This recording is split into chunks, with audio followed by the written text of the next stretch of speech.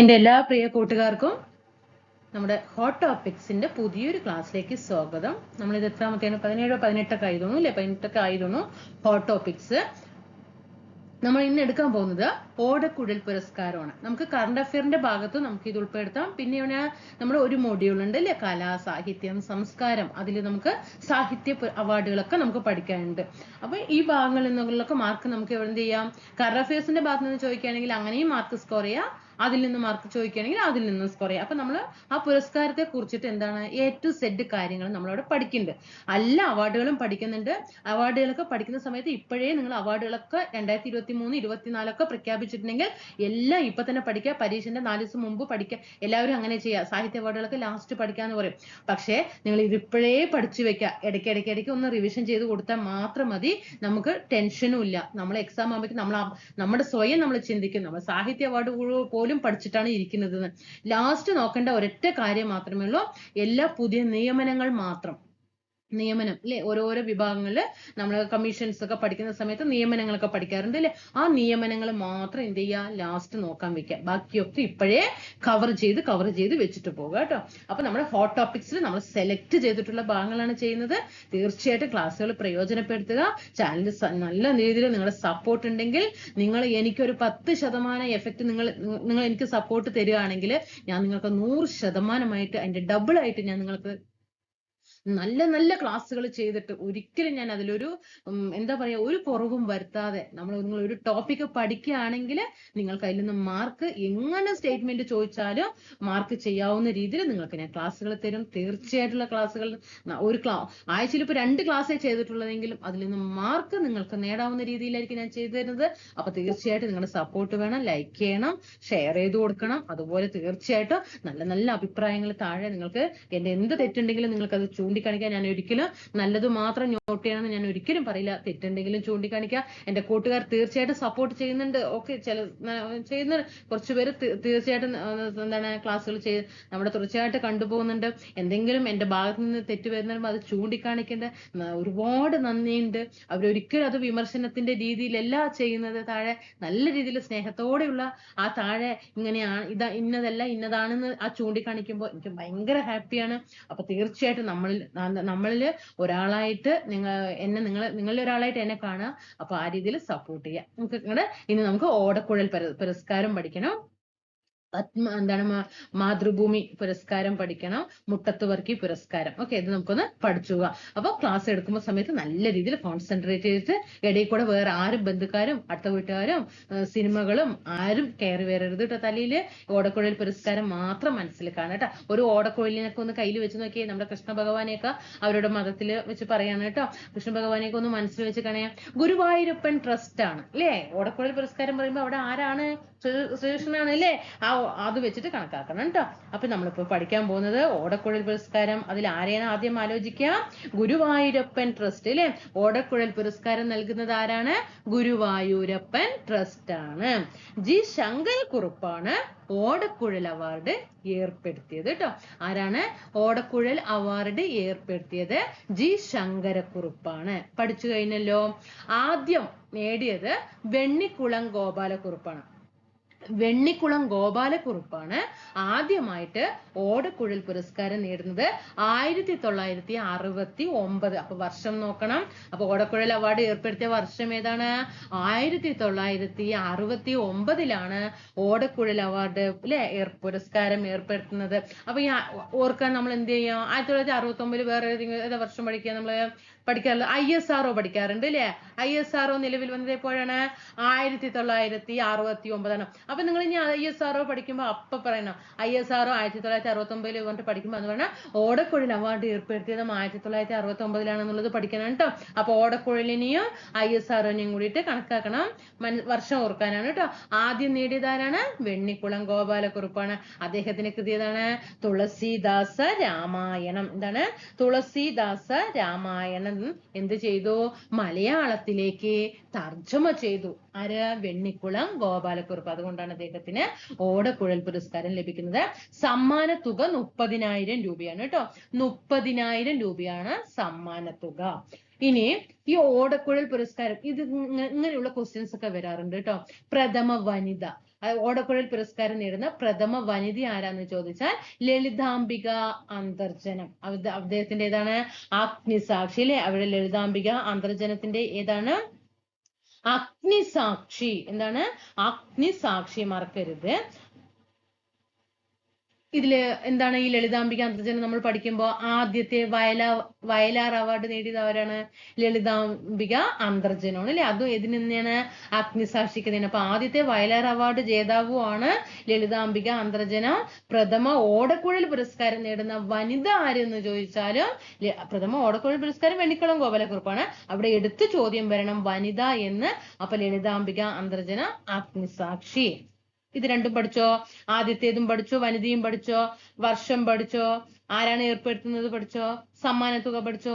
Okay, ഇനി നമുക്ക് 2018, 2018, 2019 വേണ്ട, 2021, 22, 23. കാരണം PSC ക്ക് നമ്മൾ 2023 കറണ്ട് അഫെയർ പഠിച്ചിട്ട് പോയാൽ PSC 2021 ചോദിക്കും. നമ്മൾ 21 നന്നായിട്ട് ഊന്നി പഠിച്ചിട്ട് പോയാൽ PSC എന്ത് ചെയ്യും? 2018 ചോദിക്കും. ഓക്കെ, അപ്പൊ എന്ത് ചെയ്യാം? 2021 ശേഷമുള്ളത് നന്നായിട്ട് അങ്ങോട്ട് പഠിച്ചു വെക്കുക കേട്ടോ. അപ്പോ 2018 ആരാണ്? ഇതൊന്ന് നോട്ട് ചെയ്ത് വെച്ചാൽ മതി. 21 ശേഷമുള്ളത് ഒന്ന് ഊന്നി കൊടുക്കുക കേട്ടോ. 2018 EV രാമകൃഷ്ണന്റെയാണ്. അദ്ദേഹത്തിന്റെ മലയാള നോവലിന്റെ ദേശകാലങ്ങൾ, ഇതാണ് ഈ കൃതിക്കാണ് എന്ത് ചെയ്യുന്നത്? ഓടക്കുഴൽ പുരസ്കാരം ലഭിക്കുന്നത്. അപ്പൊ നിങ്ങൾ 2018 നമ്മളിപ്പോ അങ്ങനെ ഊന്നി പഠിക്കുന്നില്ല. പക്ഷെ ഒരു കാര്യം മനസ്സിലാക്കണം, മലയാള നോവലിന്റെ ദേശകാലങ്ങൾ ആരുടേതാണെന്നൊന്ന് മനസ്സിലാക്കുക. EV രാമകൃഷ്ണന്റേതാണ് കേട്ടോ. ഇനി 2019 N പ്രഭാകരൻ ആണ് മായാമനുഷ്യൻ. അപ്പൊ മായാമനുഷ്യനായിട്ടേതാണ്? പ്രഭാകരന്റേതാണ്. ഇനി 2021 ഒന്ന് സ്ട്രെസ് ചെയ്ത് പഠിക്കണേ. സാറ ജോസഫിനാണ് ബുധിനി. 2022 52ാമത്തെ ഓടക്കുഴൽ പുരസ്കാരമാണ്. അതുകൊണ്ട് കണക്ട് ചെയ്യാം അല്ലെ. 2 എന്നുള്ളതിൽ കണക്ട് ചെയ്യാം. 3 50 ആണെന്നുള്ളത് ഓർത്തു വെക്കണം.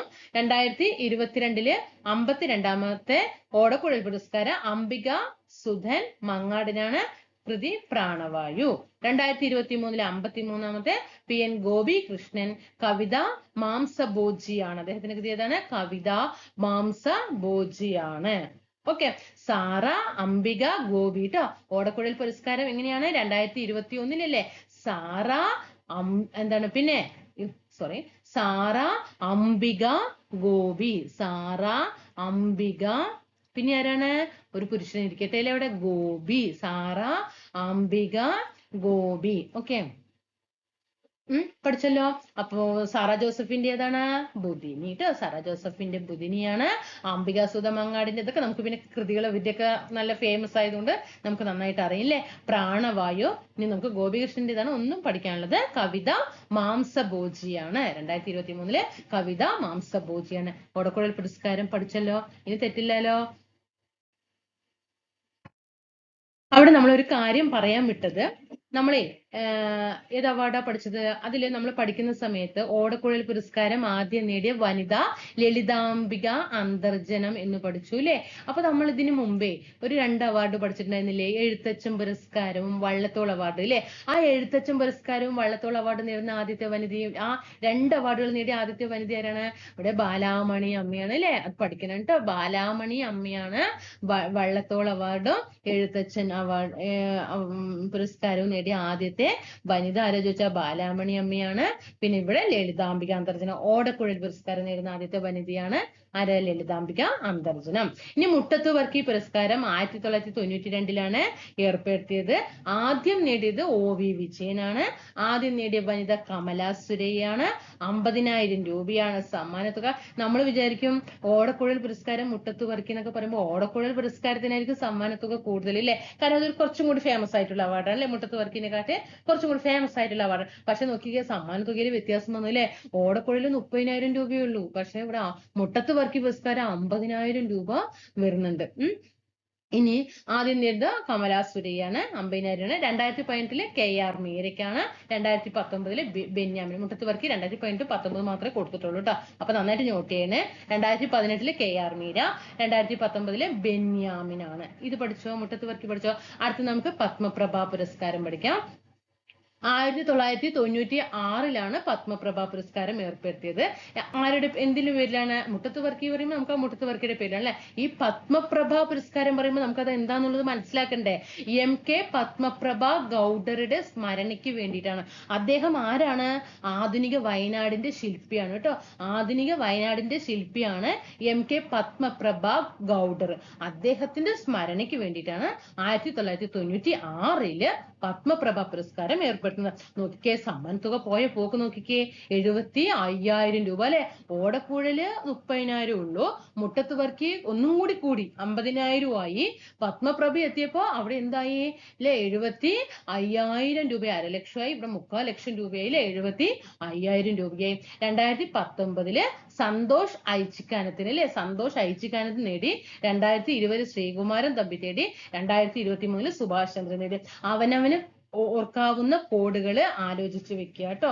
വർഷവും അതുപോലെ ആരാണെന്നുള്ളത് അവനവന്റെ കോഡുകൾ എന്ത് ചെയ്യുക, അവനവന് ഉണ്ടാക്കപ്പെട്ട. ഇപ്പൊ നമ്മൾ നേരത്തെ പഠിച്ചൂലേ, സാറ ഓടക്കുഴൽ പുരസ്കാരം 2021, 22, 23 പഠിച്ചപ്പോ സാറ അംബിക ഗോപി എന്ന് പഠിച്ചു. സാറ അംബിക ഗോപി എന്ന് ഇങ്ങനെ കണക്ട് ചെയ്ത് പഠിച്ചു അല്ലെ. അപ്പൊ നമുക്ക് അവിടെ ഓടക്കുഴൽ എന്നും കൂടി ഒന്ന് ഓർക്കണം അല്ലെ.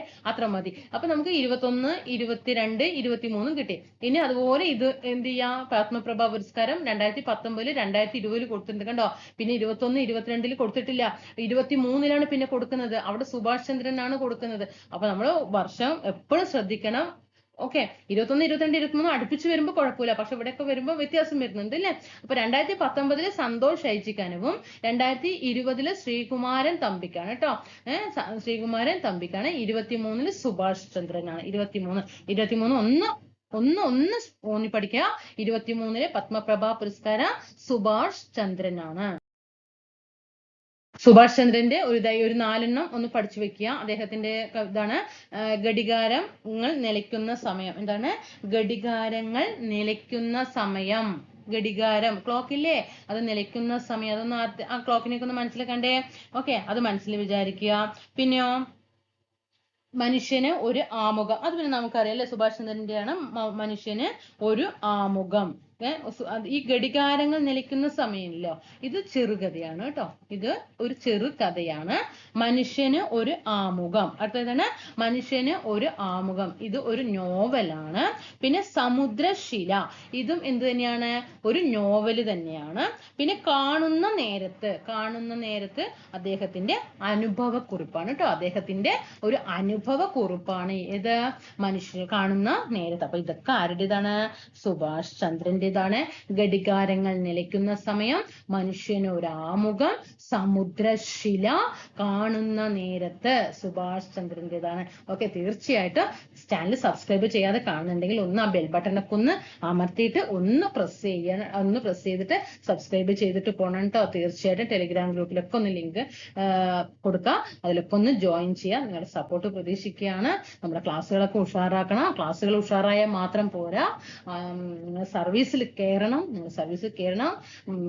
ദൈവം എല്ലാവർക്കും അതിനുള്ള സാഹചര്യങ്ങൾ ഒരുക്കട്ടെ എന്നൊരു പ്രാർത്ഥനയോട് കൂടിയിട്ട് നമുക്ക് അടുത്ത ക്ലാസ്സിൽ വീണ്ടും കാണാം. എല്ലാ കൂട്ടുകാർക്കും ഒരുപാട് നന്ദി.